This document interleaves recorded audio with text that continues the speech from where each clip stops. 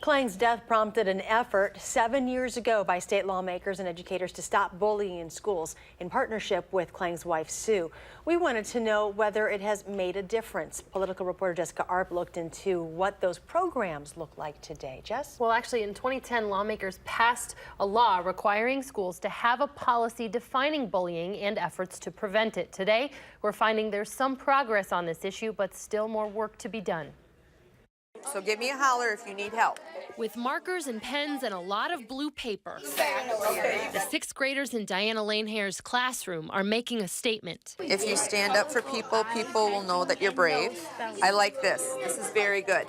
The messages are to promote the World Day of Bullying Prevention next week, but also part of a statewide bullying curriculum. So remember 1 to 2 facts about bullying, why we're doing this. What I need you to do is... We were in this same classroom 7 years ago. Badger Ridge Middle School piloted the state's anti-bullying curriculum just before it was made available statewide by the Department of Public Instruction, in part because of a plea from widow Sue Klang. There were several children or students that knew what Eric planned to do that day and said nothing. I like where you're going with this. Lanehair says 7 years later, how they approach identifying bullying has changed. Really, what is it? Is it a conflict? Is it drama that's going on amongst friends or groups?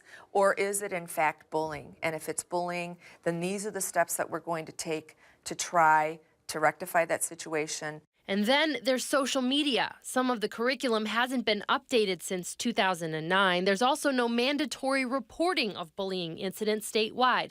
But DPI officials say what they started is making a difference. We have greater efforts around education and building empathy. We have more supports for students' mental health. And we have a different approach to engaging students that's led to fewer suspensions and expulsions. In Lanehair's classroom, just to ask her students what talking about bullying can do. I think this would help kids not to be afraid.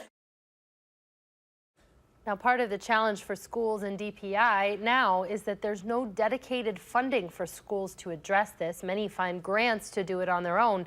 A federal grant to help schools plan this type of thing was eliminated in 2009 and hasn't been renewed. But many schools will be celebrating Blue Shirt Day on Monday. That's what they were preparing for in that classroom. That's the World Day of Bullying Prevention to raise awareness in their individual schools. It is so important to teach our kids stuff like this. Absolutely. All right, Jess, thank you.